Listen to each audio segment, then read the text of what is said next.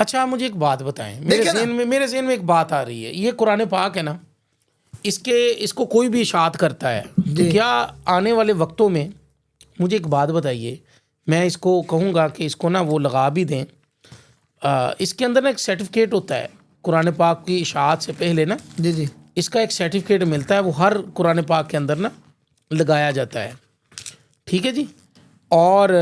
اس کو لگانے کے بعد پھر قرآن پاک کی جو ہے نا وہ اشاعت کی جاتی ہے، یعنی کہ وہ یوں کہہ لیجیے محکمہ اوقاف کی طرف سے نا، محکمہ اوقاف، یہ دیکھیں یہ اس کو کہتے ہیں رجسٹریشن سرٹیفکیٹ۔ جی کیا آپ کو لگ رہا ہے کہ آنے والے ایام میں جس طرح متفقہ ترجمے قرآن پاک پر ہم نے خاموشی اختیار کی، کہیں ایسا تو نہیں ہماری خاموشی اختیار کرنے پر اس جیسے سرٹیفکیٹ اس مصحف کو بھی ملیں گے؟ پاکستان میں کوئی مشکل نہیں، پاکستان میں کوئی مشکل نہیں۔ جس مذہب نے اتنی جسارت کر لی ہے کہ اصل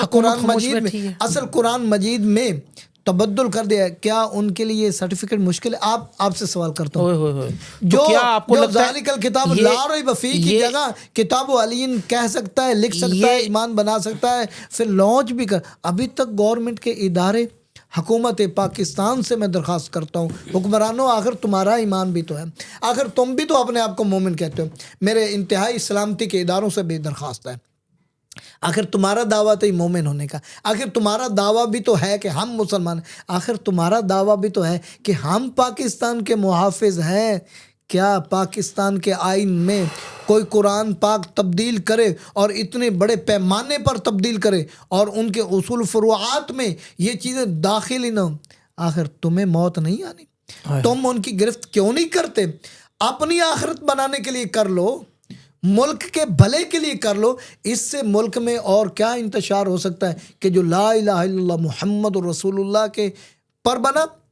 جو قرآن کے دیے ہوئے آئین پر بنا، اس قرآن کو کوئی تبدیل کر دے، وہ محب اسلام ہو سکتے ہیں، وہ محب پاکستان ہو سکتے ہیں۔ میں اسلامی اداروں سے درخواست کرتا ہوں، موت تو آپ کو بھی آنی ہے، موت ہمیں بھی آنی ہے، قبر کو دیکھیے اور پاکستان کی بقا کو دیکھتے ہوئے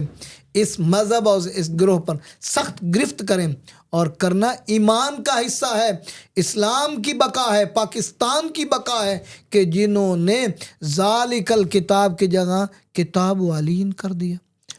اب بھی آپ نہیں کرتے، چلے آگے چلتے، آخری فکرہ، اب بھی آپ نہیں کرتے، ادارے والے، ملک والے، حکمران نہیں کرتے، اب بھی نہیں کرتے تو پھر کب کرو گے؟ مسئلہ یہ ہے کہ یہ ملک کے امن کے بھی دشمن ہیں، بالکل، ملک کی نظریاتی ہماری جو اساسی کتابیں ہیں ان کے بھی دشمن ہیں، یہ قرآن پاک کے بھی دشمن ہیں، یہ ہمارے نصاب کے بھی دشمن ہیں، یہ ہمارے نظریات کے بھی دشمن ہیں، یہ ہمارے ملک پاکستان کے بھی دشمن ہیں۔ بالکل، میں دعوے سے آپ کو کہتا ہوں، بہت عرصہ پہلے میں نے اس کے اوپر ایک بات کی تھی، اور وہ آج بھی آن ریکارڈ بات ہے کہ یہ جو ہے وہ اہل تشیع کے نوجوانوں نے